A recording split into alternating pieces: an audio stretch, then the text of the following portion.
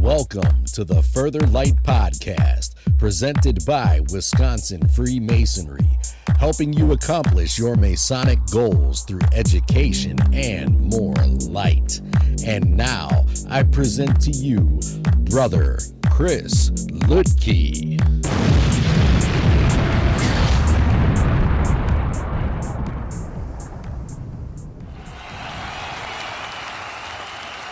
Listeners, scholars, brothers, this is Brother Chris Lutke, and today I am here with Brother Jacob Schultz, also known as the Brother of Loneliness. He is the past district deputy for District 5 and apparently a member of just about every lodge and independent body there, which means he knows a lot about loneliness because he's constantly driving various places and apparently flies around in helicopters. He's so busy. So, Brother Jacob, nice to see you again. Well, hello. It's nice to see you, Chris. I appreciate the intro, worshipful brother. So tell me about the issue of loneliness. To give the viewers, our 7 listeners, a little bit of background, at Annual Communication, Jacob did a presentation on loneliness in the male population. And so I want to kind of play with those issues. So, Jacob, what are we doing here? Why is this so important to you? Well, we could take it a step back, and I first have to report that the meme about having like 50 emblems on the back of your car and how it denotes that the meme says I've never been home because I go to a Masonic meal every night or something to that effect. I don't know. That's what made me think of with the intro. So I just had to plug that. Although for the record, I spend more nights at home than I do at lodge. So I have to stand Is that by because you get to fly around in a helicopter? Well, being a flight paramedic does allow some unique opportunities. So sometimes, work unfortunately in that field is not only day shift. So I don't get an office job there every day. So nights and weekends and holidays, take your pick. It might be happening. The key is I don't see anyone because that means you're healthy. So that's what matters at the end of the day. But anyway, so kind of back to the topic of conversation. So the root of it actually started because I gave the presentation at 2024 Annual Communication for Grand Lodge, Wisconsin in June. And that presentation on a hybrid was given the previous fall, actually, at our district meeting.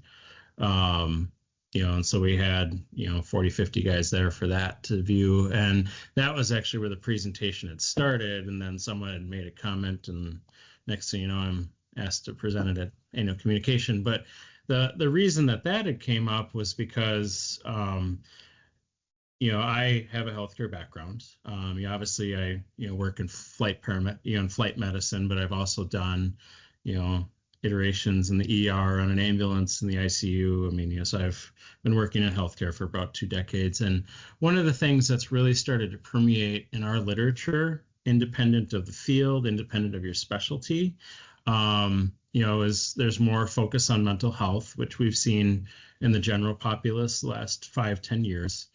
But really, we're seeing it more and more in the literature and how it affects everything. But there's more research that's focused to it. There's a lot more, I think, just public awareness and the perception of things of mental health in general being, kind of shoved to the wayside has kind of shifted. And so the thing is, though, is, we talk about mental health, but then obviously there's many subsets of that in and of itself. And I was having a conversation with a brother prior to that, which is what sparked actually the presentation. And when I was talking with him, he's just like, he's a more elderly brother, right? So we're talking a guy in his mid to late 70s, doesn't have a wife, he lives at home on his own. He has friends, he has his brothers, right? He's active, he comes to lodge, but he's just sitting there and he's talking. He's like, my neighbor just doesn't have anything.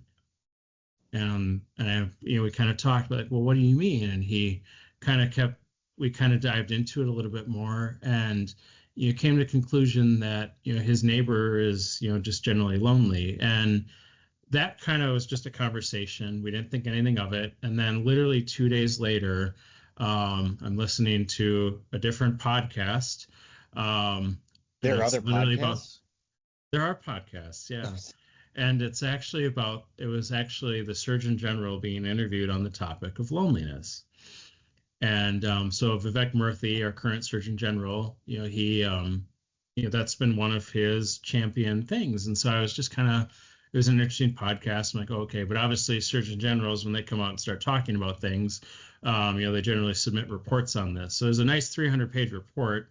That synopsis is a lot of things related to loneliness. I did not read the whole thing, for the record.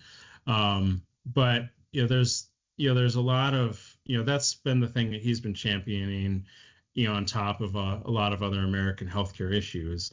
One of his primary focuses has been on the topic of loneliness, and so that really kind of then sparked that conversation and kind of led to some further thinking. And in my avenues of studies, in nursing, especially in grad school nursing, we look at the whole person. That's one of our core components of being a nurse. And that really led to kind of taking a more nuanced approach. And I started looking at my other brothers in Lodge, or my brothers that I knew used to be in Lodge, and what's the root cause of that. And it's not always loneliness, right? Sometimes we have phases of life like high school football. We have, kids are only around for a couple of years before they're off to college. And, that's a whole entire emotional journey of itself. But, other guys have stepped away. And is it necessarily because they don't appreciate the current culture of the Lodge? Not always. Is it health concerns? Is it, just that phase of life, people having to step back because they're new parents, or they, had a change in job status.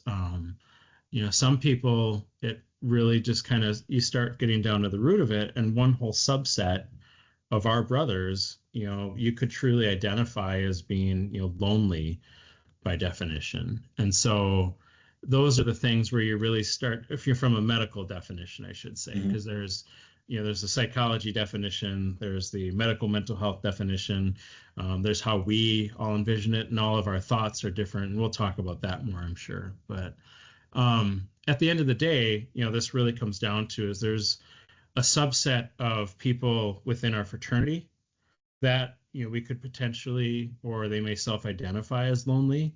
And there's also actually, and kind of what was part of the catalyst of this is that there's a lot of guys that are out there that are looking for something, that are not members of our fraternity, and they're great men.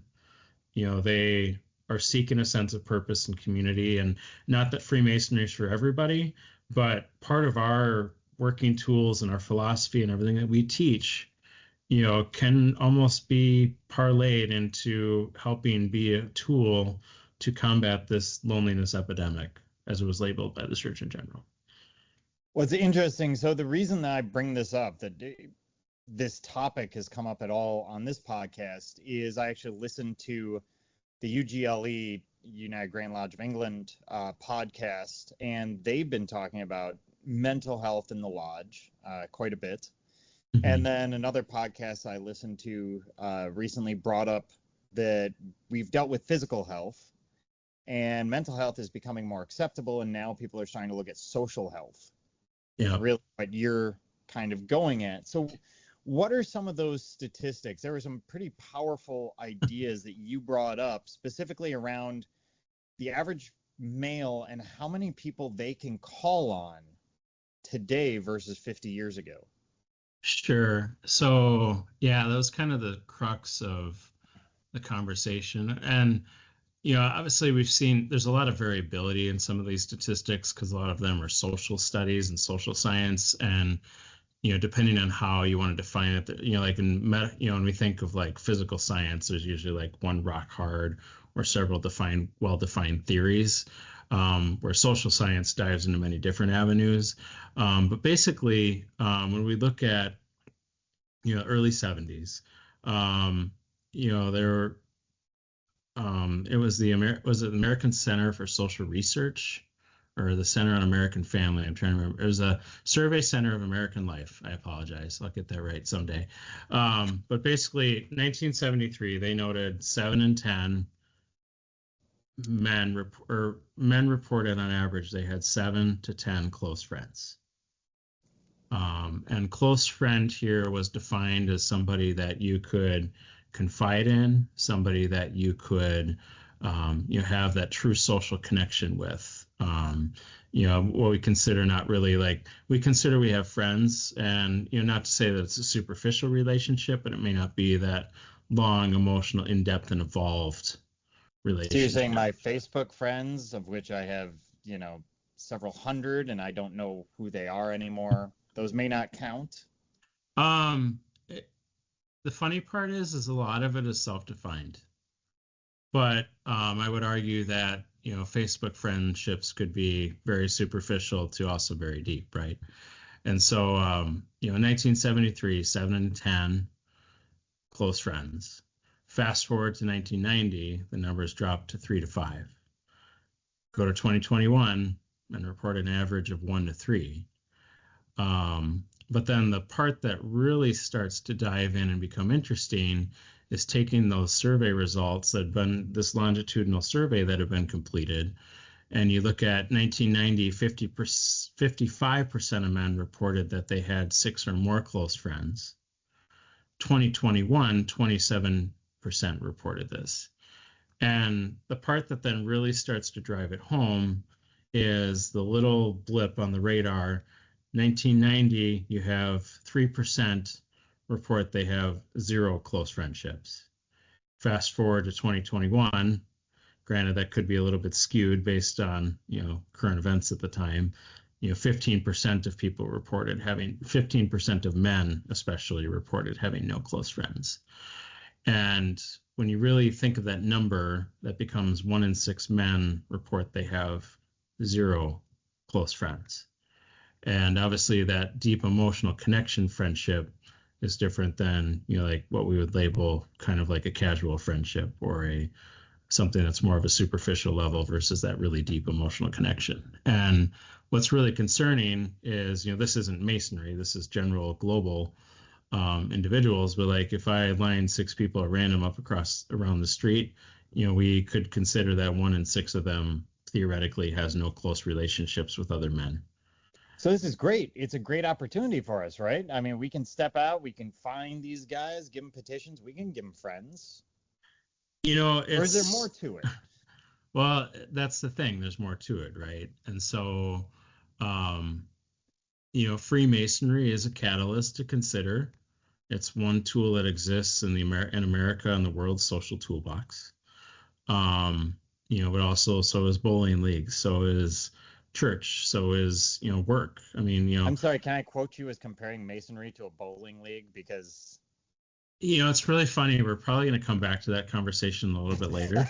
I'm serious when I say that. And so because there's actually some research that's out there that discusses bowling leagues, but from a social connection perspective, which is, so I mean, you could lay anecdotally. I think there was a lodge a few years back, if I remember, didn't they create actually bowling shirts? Like Hiram's Bowling League or something like that, if I remember. I don't remember if that was within our jurisdiction or somewhere else, but I remember seeing that. It was pretty funny. So we should do that after tonight. So nice. There you go. Yeah. But kind of back to the crux of the question though, is there's a subset of men that I would argue Freemasonry is perfect for. There's another subset of men that we may label as well qualified that maybe Freemasonry isn't for them. And I think part of it is to note that Freemasonry is not the tool for everybody, but it is a tool and a entire allegory that really can help some people. But I think the bigger focus that we need to focus on purely already as brothers is our current brotherhood. When we think of our brothers that are within our lodge, within our social circle, because that statistic of 1 in 6 men currently have no friends, more focused is within our fraternity in and of itself. because that's basically arguing that 1/6 of Wisconsin Freemasonry could be lonely. Wasn't that particularly disturbing? I mean, at the end of the day, we're a brotherhood. We should be reaching out. We should, right? And there's a lot of tools in that toolbox too, right? Just as us as a lodge, as us with our obligations, us with the working tools that we've been provided, there's a lot of opportunities that exist, and there's a lot of ways that it can be done, right? And that's whether it be by the lodge, by just a brother reaching out to a brother, whether it be, just something that you do not even within the fraternity, and you're just, another casual, another good friend, or even family members in some cases, right? It's not just friendships. This spans across the entire board. And so that's the thing that makes this a much more perplexing issue than we can just say like, oh, we just need to put a pin here, or we just need to plug this little hole and the problem's fixed. So how do we do that as Masons? What do we do to work on this, to help those brothers who maybe don't have many close friends, or maybe they do, but they don't have the ones that they need in that moment? The problem, there's a lot of options, right, that exist. We've advocated within our jurisdiction for the last few years. Obviously, there's been a large focus on wellness committees, and that really took crux right at the height of the pandemic starting in 2020, 2021, right? And that's just simply just having those phone calls, reaching out to brothers, saying hi. The funny thing is that we as Masons are well connected when it comes to our obligations. We're well connected to our fellow brothers, but I would argue most commonly we're well connected to the ones that attend lodge on a regular basis, right? That we see, and that's okay. There's nothing wrong with that. It's hard for me to say I'm going to be good friends with all 10,000 Freemasons in the state of Wisconsin, right? Let alone our fraternity that's global. The advantage is you have a casual friendship and an obligation to any brother that you meet anywhere in the world. But at the same time, our ability to absorb and maintain friendships is kind of limited and focused within our core group. But so, sometimes the things though is that we're even not good, and I'm going to label this in a generality, that we're horrible at reaching out to our fellow brothers. And this is a very generalized statement. But, we see the brothers that come to our meetings regularly. We usually know them well. Like I would label many of the brothers that I see at my lodge as close friends, right? Because I talk to them in lodge. I see them outside of lodge. We send texts to each other in those times. And so I would argue that's the easy part, right? Making sure, Brother Joe is good. But then, hey, I haven't seen Brother Henry in 5 years. Oh yeah, have you seen him? And everyone's like, well, where is Brother Henry? You reach out to find out he's been really busy with, work changes or whatever. And the thing is that just our ability to reach out, sometimes our social circle, we consider within the lodge. And you see this outside of lodge too, with churches. It's the people that are active and involved with the church. It's people that are active and involved in the workplace in your immediate department. If you transfer a department, you typically meander away from some of those work friendships that have existed, and that's okay. Because we have to consider like friendship as something that is very nimble and moving throughout our entire lives. Right, the emotional connections that we have come and go, and the advantage of Freemasonry, obviously, is that those are emotional connections and a brotherhood connection that exists for life.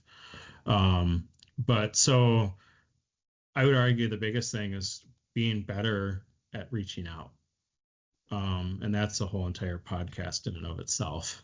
But if we have a wellness committee, aren't we doing that, Jacob? we call them once or twice a year, and shouldn't. I mean, at the end of the day, how do we get them to talk? I feel like can tell us that something's actually going on, because for some reason, men don't talk about their emotions much. You could argue that they don't. But again, I'll note that's pretty individualized per individual, right? But the question I would have, kind of rhetorical back to you, is that do we really want twice a year? Is that good enough? We are Does but that really? masons, Jacob. We know nothing of how to bring people in from the cold, from the dark. Yeah, well, and that's the thing is, it's when we talk about things that we need to work at, we're moving from rough ashlar to perfect ashlar, right? Um, and if that's a rough area, maybe brothers should give it a go. Reach out to somebody, literally just say hi. Because if you don't say hi, that's a lot harder than saying hi, right? Yeah. And that can be hard. I mean, I've served as a worshipful master. I've served as a district deputy. I have reached out to individuals via phone that I never probably would have conversed with except for a certain reason. And that it's sometimes you have that person on the other end of the phone has no idea who Brother Jacob is, right? But he's calling me brother, so this probably is a safe conversation. Let alone, either the guy answered his phone or called you back, because, I never answer the phone if I don't know whose number it is. So if it's not in my address book. And so, that call back is even better. But I think the actual reach out is typically almost the hardest step. And I would almost create an analogy. It's almost like truly doing that first knock on a door as a cold call when you are trying to, become a Mason, right? You've reached out because, we say to be one, ask one, right? But to ask one is usually never very easy. And I would argue that this is almost just as hard for even current brothers to reach out to somebody that's not someone that is within your immediate Masonry social circle.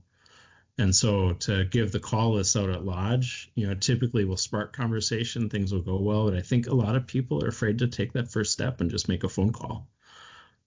Especially say you got a brother that's 3 years arrears and dues, for say he moved, whatever, and you're literally just trying to make that phone call. Because that's the first thing he's probably going to think you're calling for, even though obviously this is not the reason we're calling, right? We're calling to say hi. But I feel we're very inconsistent to do it even twice a year in general. I will readily admit myself, I am not the best at this, because it's hard. It's hard to take time out of our lives to be able to do that, because you want to have a very good conversation. You don't want to just be like, hey, oh, hi, hey, Brother Chris, how are you? Have a nice day, and hang up, right? And I've talked to Masons where I've called and like, oh yeah, this will be a quick conversation. 2 hours later, good to go. Oh, you've talked to Frank McKenna too, huh? Oh, well, actually, I will readily admit, I don't think I've talked to Frank directly on the phone, so I can't attest to that. But I would imagine every lodge has at least one. Yeah. But the point is that reaching out, that's the hardest and generally first step, right? Wellness committees at the lodge level are an amazing and great tool. And obviously it's flexible, it's nimble. Each lodge can control what they do. And the point is that what works for each lodge and each individual is different. Some people it's going to visit home. Some people it might literally just be sending an email or even a snail mail letter. Like that's okay. Birthday cards always good. If their anniversaries, if they're married or have partner, or their kids' birthdays. It's those are some simple things that can be considered, but the big thing is that at the end of the day, social isolation, social connection is established through conversation. So how would you handle, for example, if I'm on the outside, so I've been a member of a lodge, maybe I fell away for a couple of years, presumably I'm going to feel a certain amount of maybe I'm going to be very uncomfortable. Maybe there's a sense of guilt or shame walking up into the lodge. Is there a way that we could draw that person in? Is there something that might help the lodge? I mean, ultimately, this person is sort of a stranger to the lodge, especially after a couple of years after the officers have cycled. Right. And it could be, and that guy could be walking in and not know a single person there. right? Even though he's a card carrying member, paid his dues, life is good, right? Um, there's there's lots of tools that exist within our toolbox in Wisconsin besides just phone calls and what we talked about before. I mean, consider, in the back end of the cipher, we have the rusty nail degree, right? We always occasionally you see that pop up like, oh, we're holding a rusty nail, right? That's a good strategy that can work. Family or friend nights, or even brother nights, just say we're getting the band back together again, for lack of a better term. But it's, when we talk about past masters events and past masters nights, or just have a brother that's active in lodge, bring another brother to lodge, right? There's lots of ways to do it, and I'm not going to say that one way is right over another. And the reason is because the individual that's executing that plan, if they're doing it, that's a hard step for them on its own. And each lodge has a different culture. Each part of the state has different expectations when we think socially. Because, I would imagine that, a lodge in far northwest Wisconsin is going to be vastly different socially, and in their establishment of their community versus like a lodge in the Milwaukee area, right? And it's not to say that one way is better than another. It's just, the guys up in far northwest Wisconsin where they have maybe a lodge of like 30, 40 or 50 members, they all probably farm together, neighbor together, know each other through some other avenue, right? Because they went to high school or their kids played football together. And you have those potential close knits. And even in a city like Milwaukee, you consider like neighborhoods and things, you can have very similar patterns, right? But I think there's vast culture differences, even with lodges that are in the same building. I look at our lodge in La Crosse. We're a member of, two lodges in the same building and meet different nights, and they're two vastly different flavors of interaction. They're both amazing. But I think both lodges there would even do things vastly different in terms of reaching out to, those lonely members or lost members or people that haven't came in a while. And so, between committees, between events, between reaching out and just going out, I think the ability here to think outside of the box and come up with something new, I think is awesome. And I think each lodge has a good idea of how they would execute something. And I wish I could say, like, this is the one thing you need to do, and it will always work. The one thing you do need to do is try. Okay.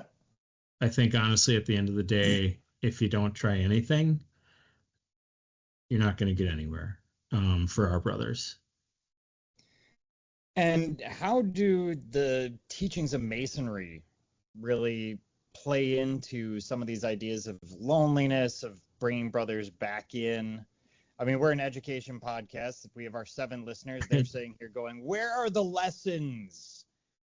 So teach us something. Educate us, low key. Well, I educated on statistics. Is that more than you need? But let's think about truly at first. I mean, what is our obligations? We took an obligation at entered apprentice, fellow craft, and master mason, and our master mason obligation especially, I would almost consider that to be one of the root things that we should just fall back onto. And we consider the allegory of what we do. There's a lot of symbolism that exists that you could tie to many different things, and many people put vastly different thoughts and interpretations to everything, even within the same lodge, same social circle, right? You talk about it at lodge, it's a good thing. It's a great thing. But, like when we start to think about it, like what are some of the core teachings that we can really look at, try to take away, right? Because, we're Masons, we want to overanalyze everything. That's the best part.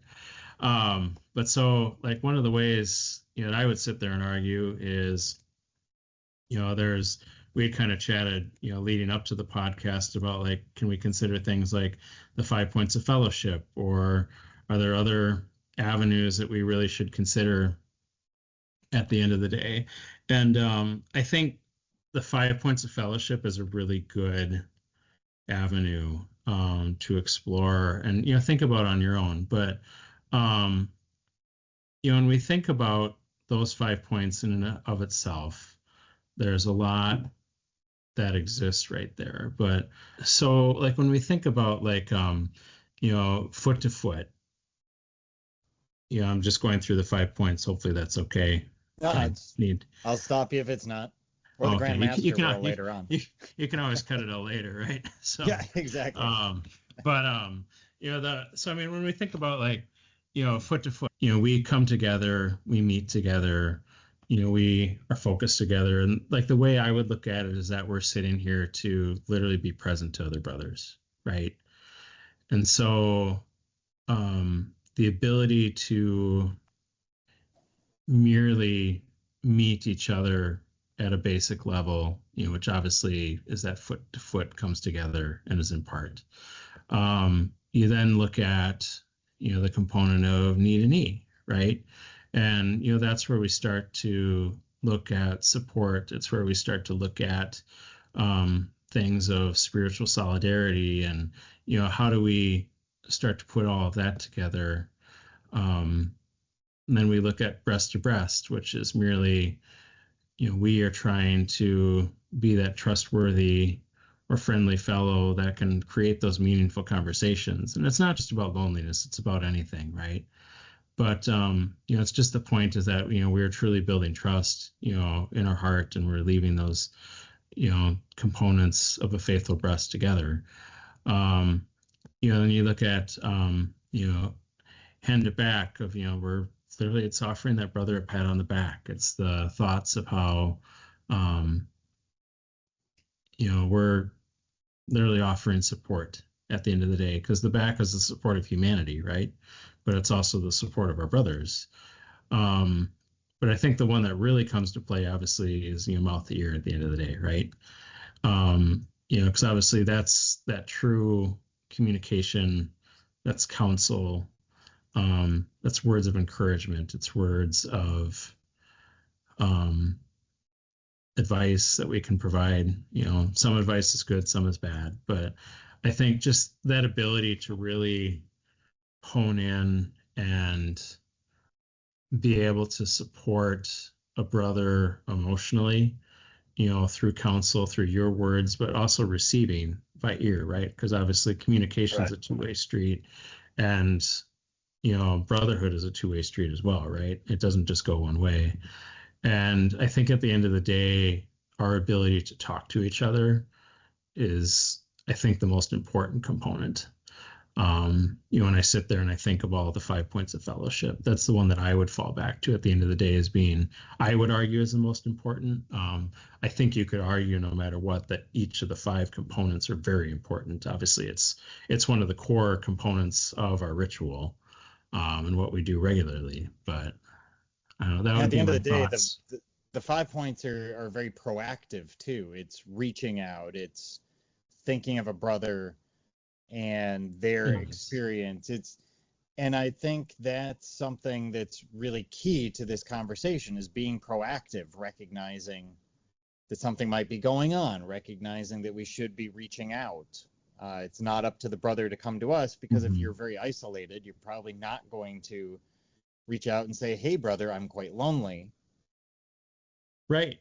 And that's a whole thing we could dive into too. And I think it actually is worthy to address here in a little bit. But us as brothers or individuals that show up to lodges regularly, or I'm going to even label just any community, right, in or out of lodge, like even individuals that are not Masons, right? Affects beyond just the brotherhood. The individuals that show up and are present, are ones that we're typically, label as not lonely. The ones that are lonely are usually afraid to make those steps. It's almost more anxiety driven and creates more of a potentiation issue for somebody that is like, I really feel lonely and I can't, or I'm afraid to take that first step, because a lot of times it's their self-identification that will get them there. But it may take them a while to be like, I just need to get back to lodge. Maybe that's what I need. And obviously catalysts external that are positive and good messages are typically what is going to draw individuals out of that shell. Because I would imagine, I mean, I can't attest that I've personally been there. I have taken care of many patients over the years experiencing, mental, I would label like not, like when we think of like mental health episodes that are like super hyper acute and, Right. life altering, I mean, that's a very small subset of mental health, correct? They're the ones we see in the emergency room, but there's a very large subset that we do see that is, just somebody that they're afraid to take a simple step, like go to the grocery store. And it's not because they can't, it's not because they won't. Like obviously you need groceries, but it's a burden for them to do that. And they do it. But it's emotionally draining for them. And so I would imagine a brother that, wants to be back and involved, they're afraid to take that step. And I could see that being very draining for an individual, that's trying to, say they have become disconnected from the lodge or disconnected from their church or any other civic organization, it may be. It's that it's really hard. And I think, us being able, obviously we're here, we're open, we're like, yes, come to us, but if they don't have that driven sense of purpose and determination to make that step, and we're not there to help, it's hard and it's harder. And so on those individuals that, from alone, just cycle it down to loneliness. At the end of the day, it is a concern that you have to be able to be prepared to manage and help those brothers out. And how do we recognize loneliness in the lodge? I mean, we've been talking about a lot about the brothers who aren't there, but Right. we all know people who are active in the lodge. They're coming in, but maybe they're not socializing. Maybe they just don't feel a connection. They're the guys who are maybe taking off early, whatever else. How do we recognize Yeah. them? How do we reach out to them? Because the wellness committee won't necessarily reach out to them. They're in the lodge already. So what do we do? Well, I'd argue that the wellness committee should reach out to everybody, right? Well, because even the brothers that actively come, right? Right. And just like you literally just said. But the thing is what was identified in the Surgeon General report is that there are individuals that have very few close friends and they're just fine. They don't feel lonely. There are people that would argue they have many friends and they're very lonely. Um, and one thing that we really saw come out of the pandemic, when we were discussing, 2021, 2022, is that, especially, 2020, when, label it shock and awe, for lack of better terms, obviously we turned the world upside down in a very short period of time. And I still feel we're trying to reel it back some days, to our normal, so to speak. What happened is that people that were comfortable with themselves, people that didn't express concerns of loneliness, they thrived. They found ways to not be lonely. Individuals that were already lonely became more lonely. And so, there was a big shift and diversion of where we were going. And so, to answer your question, I got a guy that's at lodge and he seems fine. He talks to guys, but then he might go home at the end of the night and be like, that was the most draining thing I've ever done in my life. And he might repeat that cycle every lodge visit. And there's other guys, like walk in, you have a great time, and you're like, man, that was really fulfilling. It filled my cup, right? Versus that guy's like, my cup's empty and there's a hole in the bottom. And so I think part of it is being able to identify that. And yeah, I don't expect people to become medical or clinical experts, right? That's hard in any avenue. But I think it's really that if people are able to have that self conversation and self start to be like, hey, something's not right here, we don't necessarily need it to identify as loneliness, so to speak, but just, I feel something's off base for me, and confide in that well-advised brother that you trust and you counsel and have those meaningful connections with, right? And I think that's a good first step that will help you, if that's the case. Or if you get approached by a brother who's like, oh, this isn't right. There's something about this that's wrong, and I've been trying to pin on it, and I keep coming back to, I feel like my connections have drifted or something. The problem is it's really individualized, and it's very different for every individual. And it could just be that brother who's always complaining about, it's not like you can argue it was in the past, or back in my year. Well, even not back in my year, just like, I can't believe that brother's doing that, or like, take your pick, right? We can all argue we have that, but I think there's a couple common things that we can really look at, and like clinically, when I start evaluating somebody that I would label as having issues related to, like, I'm clumping like anxiety, depression, and loneliness together in one bucket, but each one is its own thing, right? So understand. Right.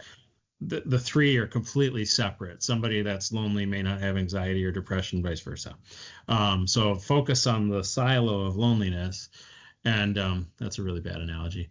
But the point is that an individual should be able to characterize and understand, I'm having issues because I only feel I have like surface or superficial relationships with people, whether that's in or outside of the lodge, or a combination of both, right?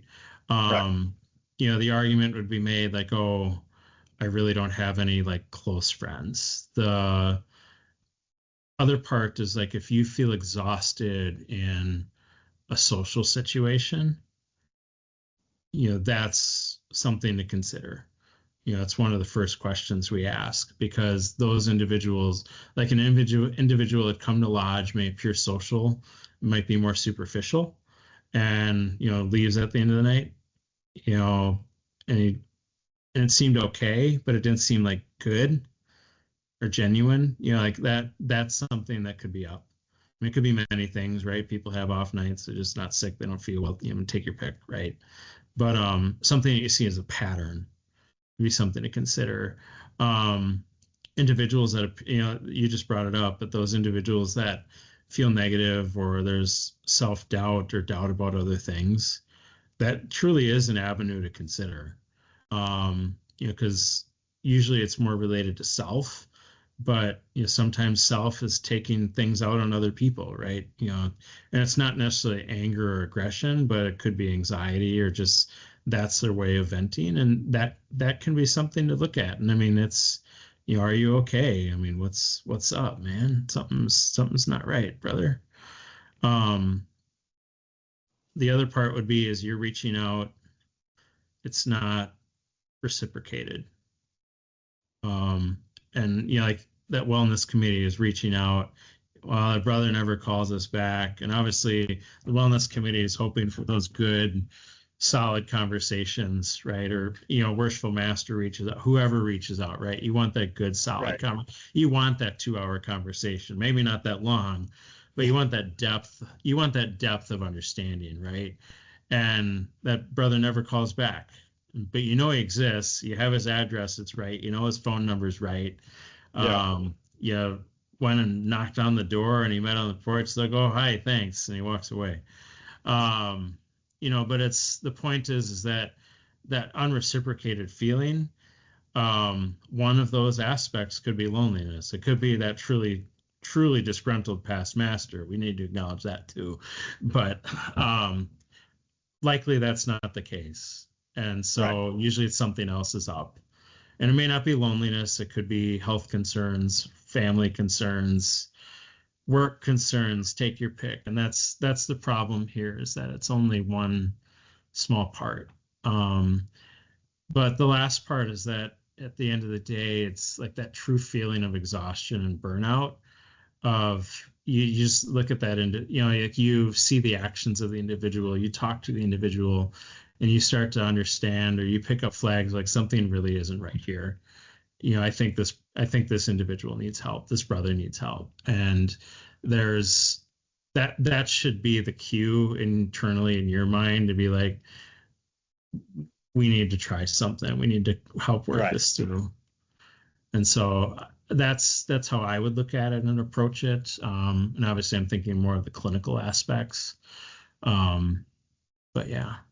And let's flip it for a second. What happens if one of my 7 listeners is particularly lonely? They're wondering what I should do about it. What can I, do overall? What can you tell them without using the words reaching out? Ooh, gotta ask the tough proverbial questions, sir. So,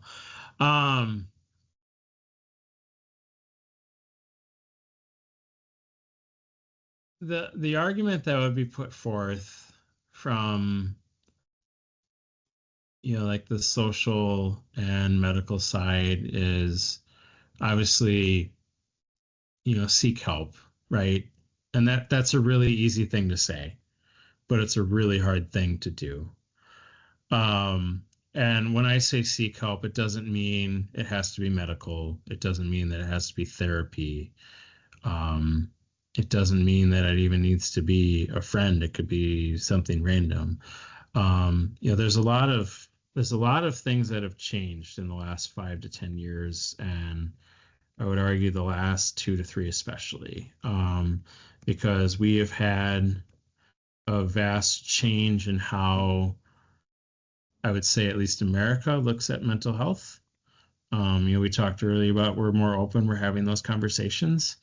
Those conversations used to not exist. And so it's something that is more open. But especially if you know brothers that are open and discussing this. Like if I had a brother come to me to talk about it, right? Yeah, let's talk about it. We're going to try to route you to the right thing. I'm not the guy you want to talk to long term, but we can help find you the right people. But there's options that do exist, and so potentially it's reaching out to a medical provider that you may see. It might be truly doing like a group therapy or an individual therapy, right? There's a mental health aspect. There's community resources that exist obviously outside of us as Freemasonry, right?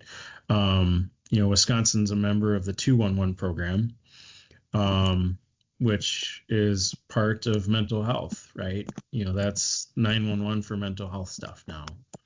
And that is something that exists and we can look at.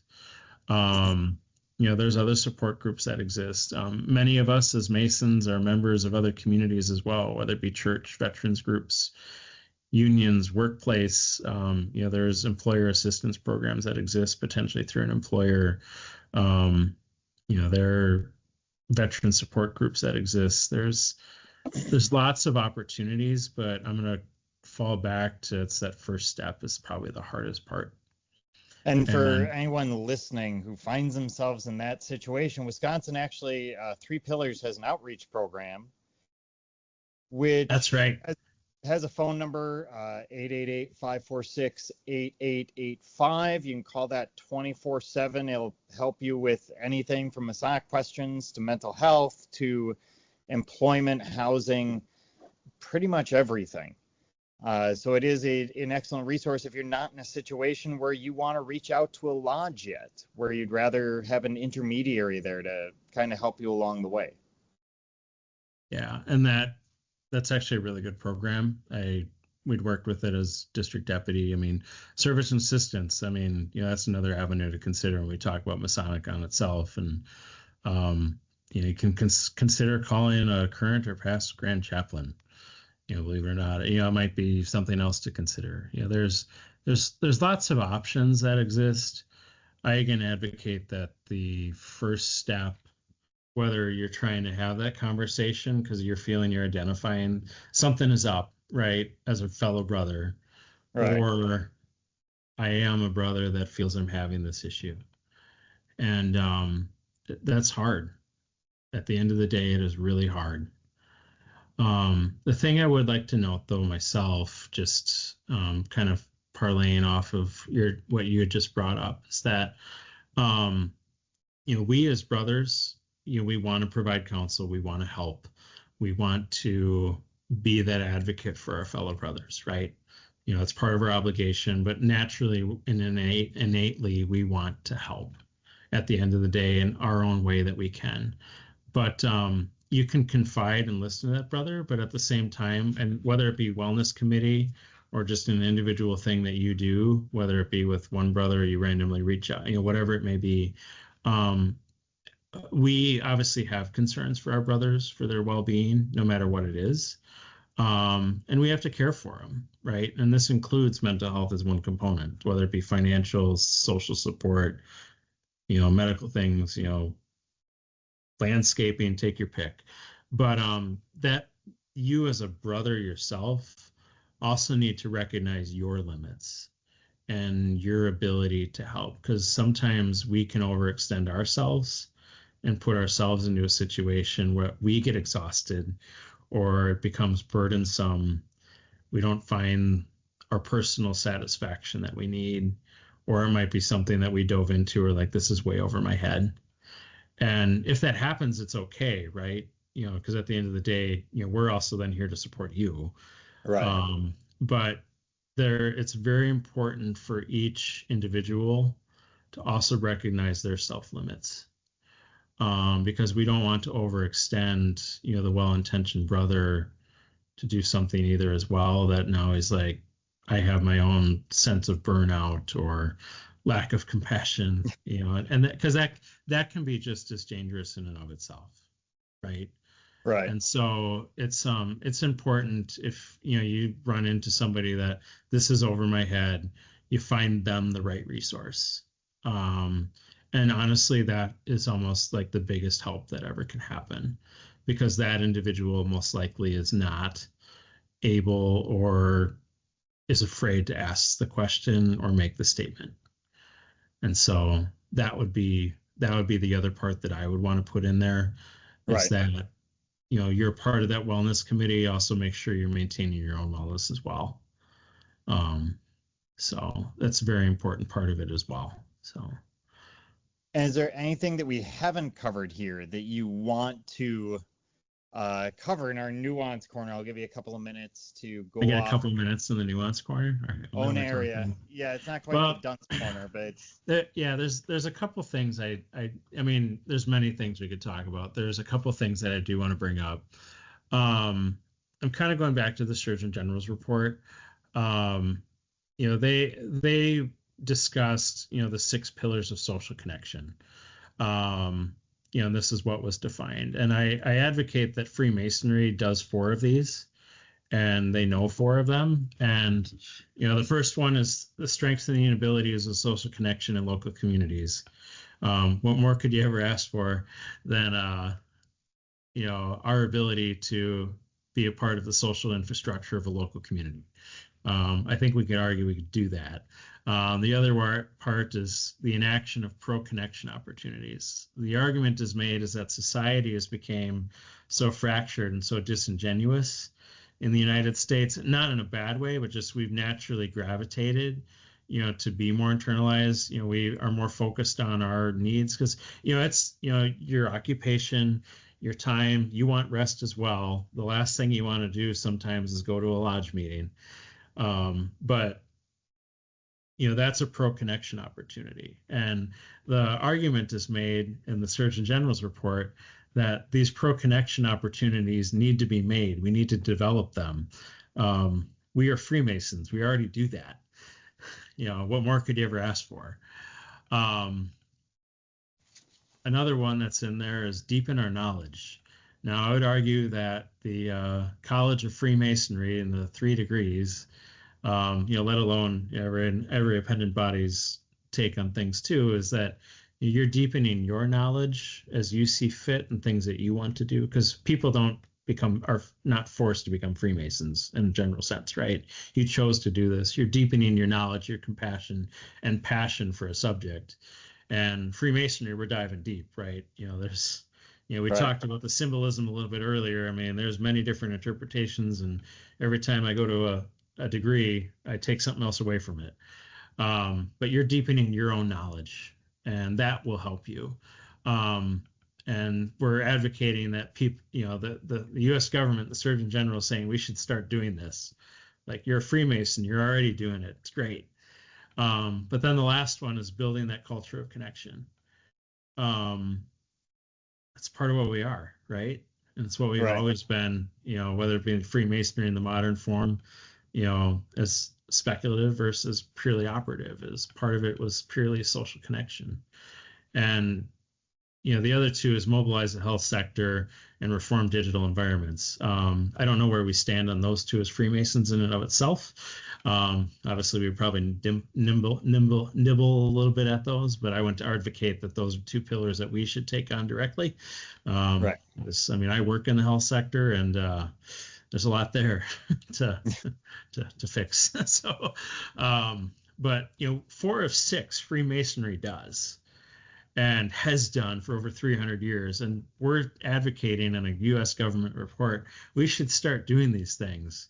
Like, what more could you ever ask for? We're already doing it. But the thing is I would say that that's also anyone's spiritual beliefs in an organized fashion of a church. It could be the bowling league. Because the point is that at the end of the day, an individual will find their people if they want to, or if they're advocated to. And so, to me, it doesn't necessarily to say that, all of society should become Freemasons. Freemasonry isn't for everybody, and we have to acknowledge that. I wish I could say it was. I think this is an amazing fraternity. We do great things for our brothers and for our own self and self-knowledge and awareness. If I wasn't a Freemason, I would readily admit I'd be missing out on a lot of fun, looking back at my 11 years so far, right? Which is saying a lot, seeing as how you've been DD for 5 of them. So if it's still fun at this point. I was just having this conversation the other day with someone that's a current DD. That was, for me, that was a pro-connection opportunity. There's a lot of administrative and things, good, bad, or otherwise, about being, a Grand Lodge officer in respect. But when I started, I laughed at the thought that other Grand Lodge officers, current or past, would be like, this is the most enjoyable thing you'll ever do as, like a Grand Lodge officer, as a Freemason. And I internally kind of laughed at that. And when I hit year 5, as you evolved in the role, obviously you take your own interpretation and flair, and obviously there's the core functions every year that exist, and things that are prescribed to you. But you really sit there and you're helping, right? You're helping lodges, you're helping brothers. Like, I have brothers that I never would have talked to, even within my own district. And I had some of the most enjoyable conversations that I ever could have asked for, and something that I thought was going to be a problem, so to speak. And I walked out of there feeling that, it really isn't a problem. There was a misunderstanding, but we fixed that. Right. And, just that emotional connection, like, that's that pro-connection opportunity we just talked about.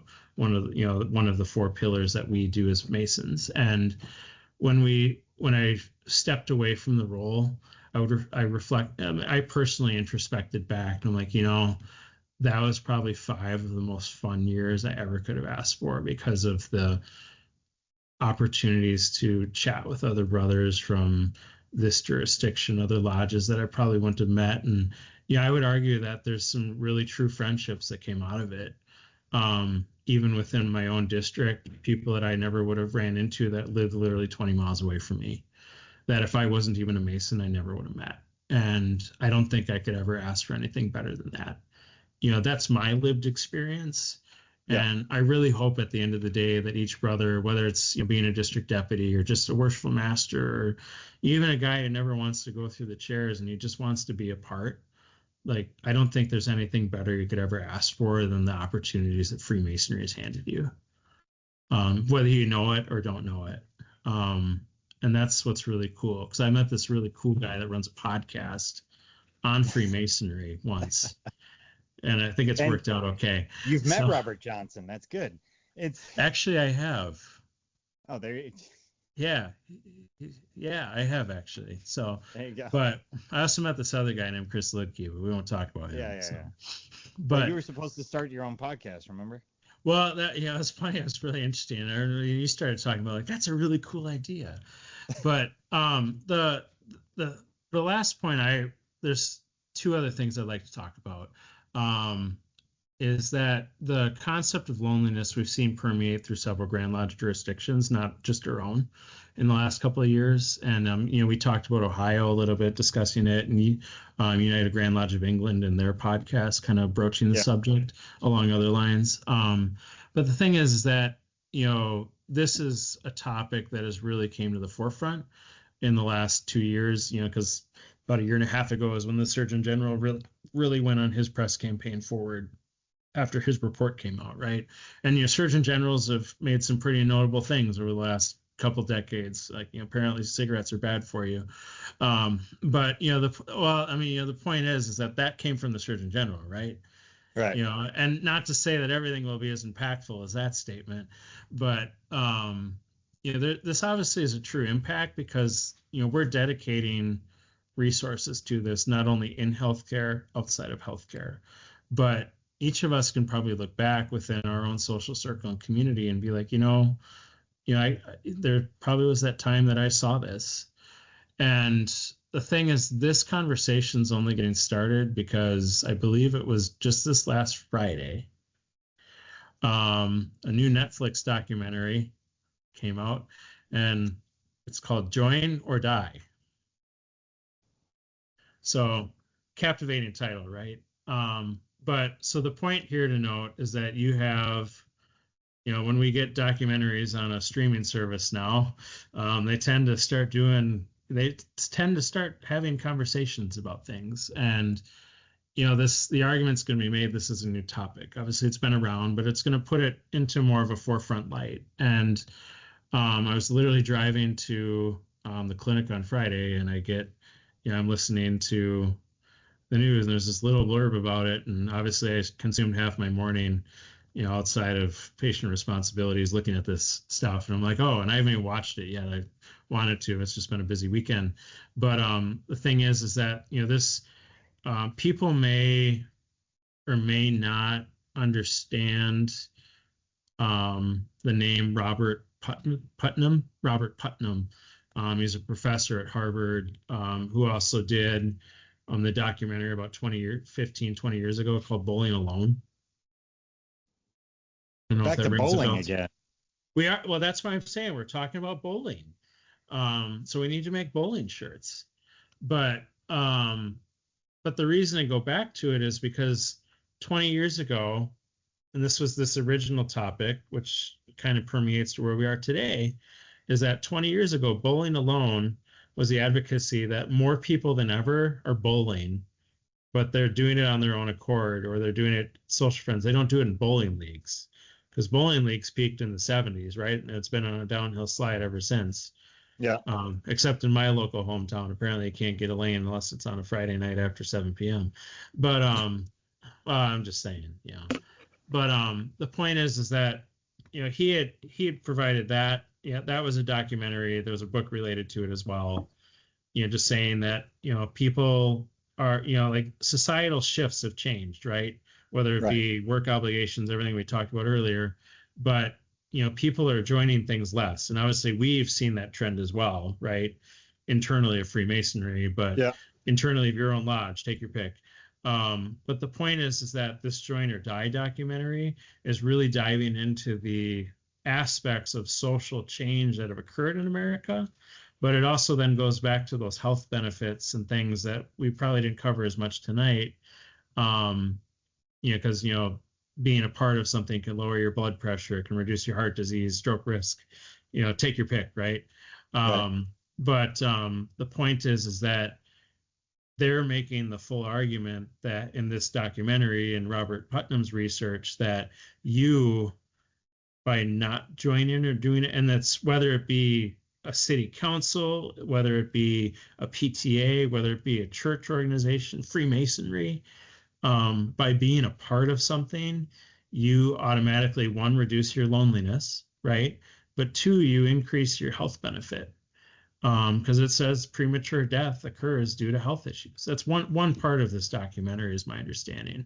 And again, I haven't watched it yet, but it's it's going to really spark the conversation more, I think, the next year. And so it'll be interesting to see where that segues this, Right. more than where we are now, and more than the presentation I have given in the past. So that's the really big thing that I really wanted to drive home tonight, and eat up all your time on your podcast. So sounds good. So watch Netflix, Watch. preferably not alone. I was gonna say, I hate to point this out, but Netflix is often one of those, hey, what else is there to do? Well, I'm lonely, I'm going to watch. Well, Netflix. We're entering winter. People want to stay inside. As long as your electricity is on, your internet connection works, it'll be okay. So there you go. But it's actually. Sorry, you go. No, go ahead. Oh, I was just gonna say, it was one of the things that discussed is that we talked about Facebook friends and the electronic medium. People say like, oh, we do social things online now. For some people, it works really well. It's about 10%. 90% of people, it makes them feel worse about themselves. So just be aware of that. Well, I feel worse about myself, Jacob, because I can't possibly live up to the handsomeness that is brother Jacob Schultz. Are you talking about a guy who has a massive beard and lives in rural Wisconsin? Well, hey, we all have goals. But hey, there you go. Anyway, thank you for joining me, worshipful brother Schultz, or the brother of loneliness, as I will continue to describe you. And for everyone else, thank you for joining me, brother Chris Liedtke, and the entire Further Light team on your quest to find more light through Masonry.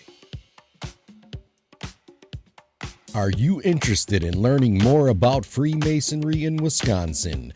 Visit wisconsinmasons.org to learn more about Masonry and access further educational content and more light. Once again, that address is wimasons.org. Any questions, comments, or suggestions, please email us at education@wisconsinmasons.org. And thank you for listening.